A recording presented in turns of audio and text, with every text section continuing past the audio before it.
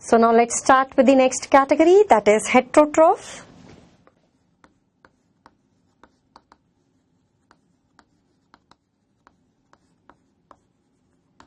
In the heterotrophs, we will be dealing with the two main categories here, that is photoorganoheterotrophs and chemoorganoheterotrophs.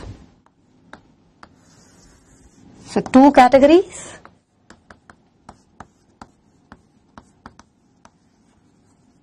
Photoorganoheterotrophs. The second one, that is chemoorganoheterotrophs.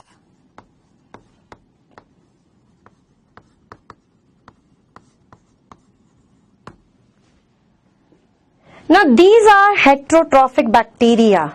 So it means now the carbon source which is utilized here, that is organic. So photoorganoheterotrophs, carbon source is organic compounds.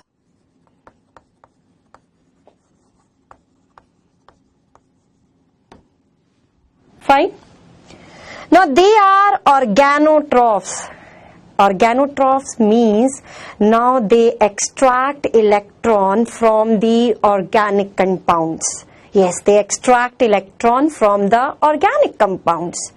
Now previously we have studied that if the electron source is inorganic compound, we call these category of the bacteria as lithotrophs. But now the electron source which is used, that is organic compound, so we call these organisms as organotrophs. So organotrophs means electron source, that is again organic compounds. Now the source of energy is light, so they are known as phototrophs. Yes, photo represents energy source,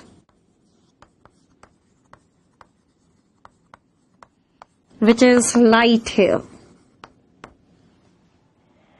Now photoorganoheterotrophs includes two types of the microorganisms. One is PNSB and the another one, that is GNSB. Yes, PNSB, that is purple non-sulfur bacteria. And I think you can guess what are GNSB. They are green non-sulfur bacteria. So now let's see what are the pigments which are present in these bacteria for trapping the light energy. In the purple non-sulfur bacteria, the pigment which is present, that is bacteriopurpurin. Yes, this is the one which we have studied also in the case of the purple sulfur bacteria. And here the pigment which is present, that is the one which is present in the green sulfur bacteria, that is bacterioviridin.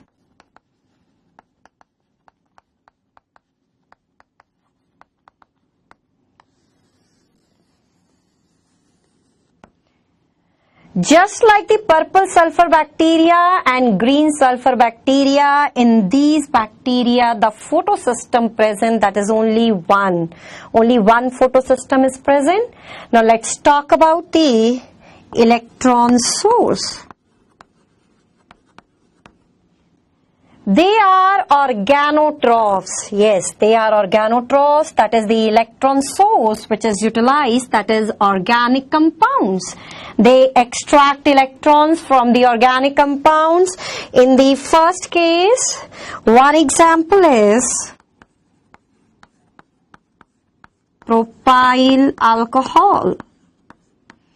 And in the second case, it is malic acid. So now let's write certain examples in these categories. For purple non-sulfur bacteria, example is rhodospirillum.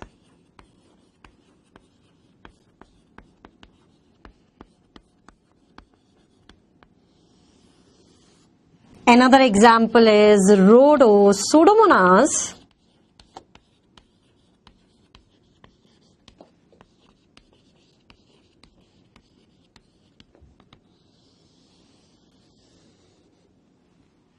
In this category, example is Chloroflaxus.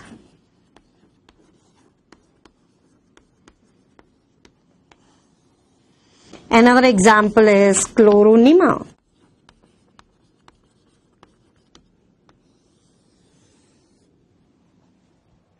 Fine.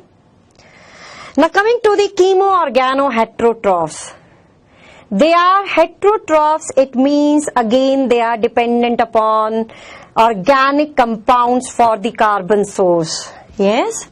So just like the photoorganoheterotrophs, again the carbon source here, that is organic compounds. They are organotrophs. It means they derive electrons. They extract electrons from organic compounds. Same like here. But now they obtain energy from the chemical reaction. So that's why they are chemotrophs. So they obtain energy from the oxidation of organic compounds.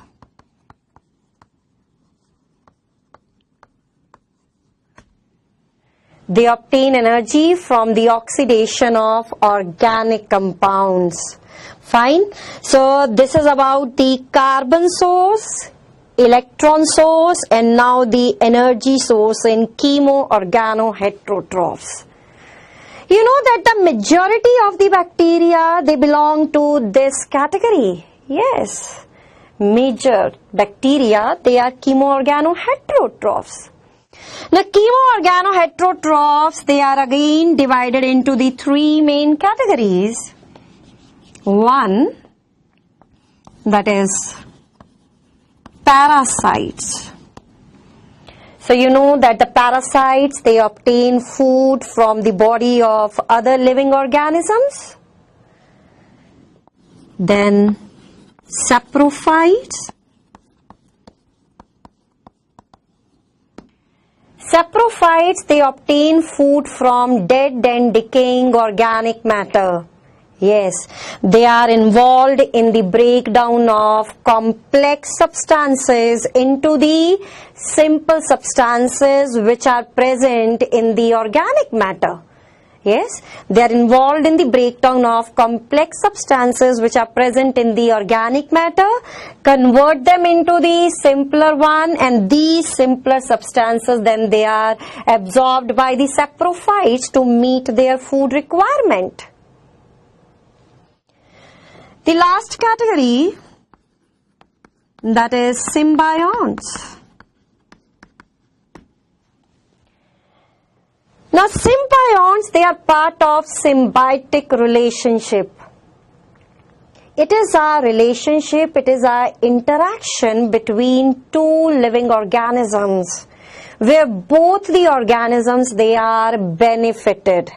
Yes, it's a type of interaction between the organism where both are mutually benefited.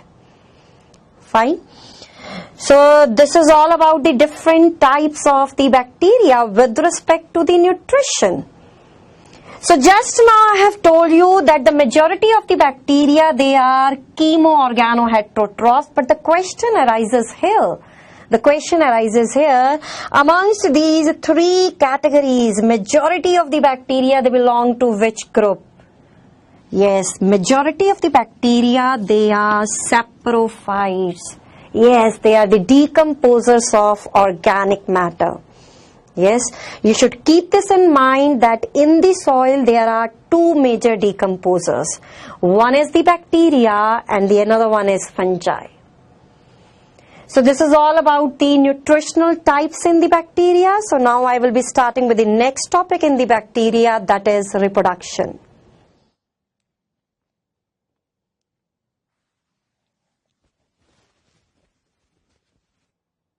So now let's start with the reproduction.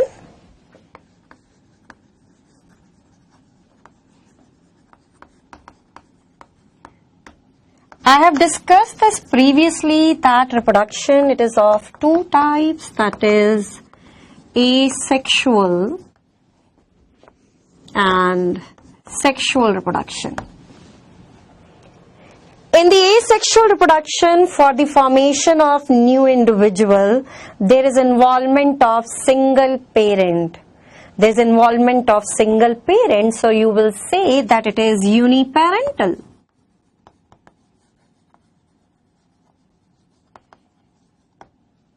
In the asexual reproduction, formation of gametes, formation of sex cells, that is absent.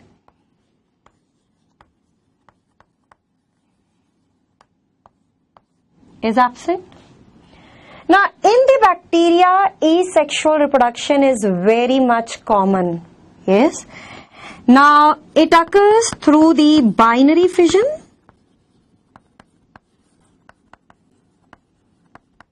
In the bacteria during favorable conditions.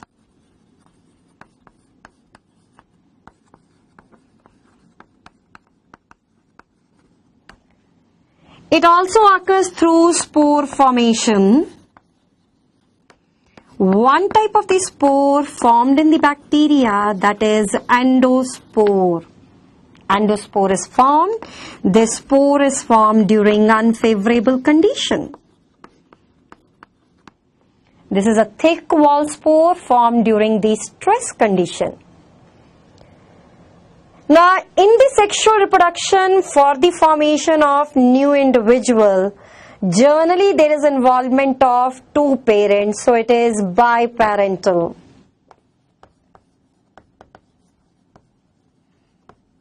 Biparental, and now the gamete formation, sex cell formation is present.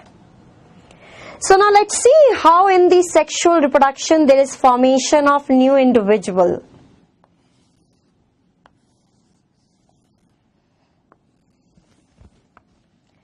In the sexual reproduction, male parent results in the formation of male gamete. Female parent results in the formation of female gamete, that is egg. Now these gametes which are formed, now they undergo fusion, fertilization.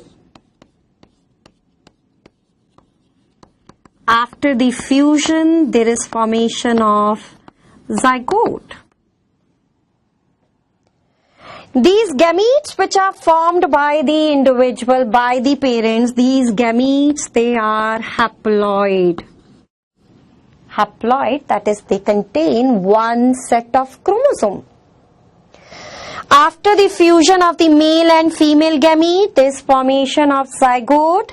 Zygote will have one set of chromosome from the male parent through the gamete, one set of chromosome from the female parent through the gamete. So it means in the zygote, now there is presence of two set of chromosome, that is diploid condition is there.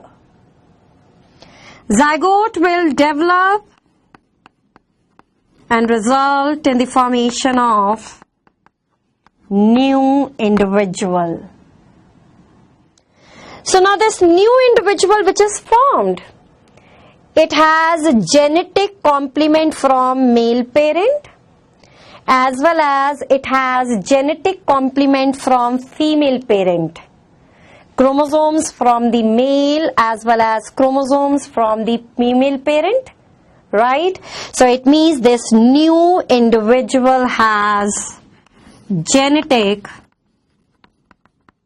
recombination. It shows genetic recombination. So in the sexual reproduction, what events they are occurring? One, there is gamete formation. Second, fusion of the gametes resulting in the formation of zygote. And the third, this leads to the genetic recombination. These three things, they occur during the sexual reproduction. Now let's see what will happen in the bacteria. If we talk about the bacteria, in the bacteria, gamete formation absent. Fusion of gametes, fertilization, that is absent. The only thing which happens in the bacteria, that is genetic recombination. Yes, in the bacteria, genetic recombination is there and the gamete formation for that is absent. Yes, in the bacteria, genetic recombination is there, variation is there, which does not involve gamete formation. It occurs with the help of method which is known as parasexuality.